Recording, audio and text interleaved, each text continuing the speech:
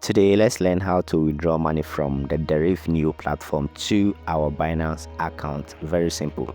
So you log into your Binance account, search for USDT, and copy the USDT wallet address from there. In this case, we are going to use a True Network.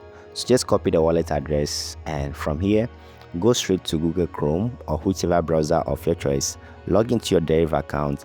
From here, tap on Withdraw. Once you tap on Withdraw, tap on View More if you're on a mobile device and click on Crypto. Select the USDT and select the True Network from there. Alright, over here, what you're going to do is go ahead and enter the wallet address, paste it over there, and after pasting it, the next thing is to enter the amount that you want to withdraw. In this case, let's say we are withdrawing $150, right? So once you've entered that, the next thing for you to just go ahead and do is to tap on the withdraw button at the bottom right there, and you wait for confirmation, you wait for it to process, then it will reflect into your Binance accounts after some minutes. It's as simple as that. So currently the withdrawal has been initiated, as you can see right here.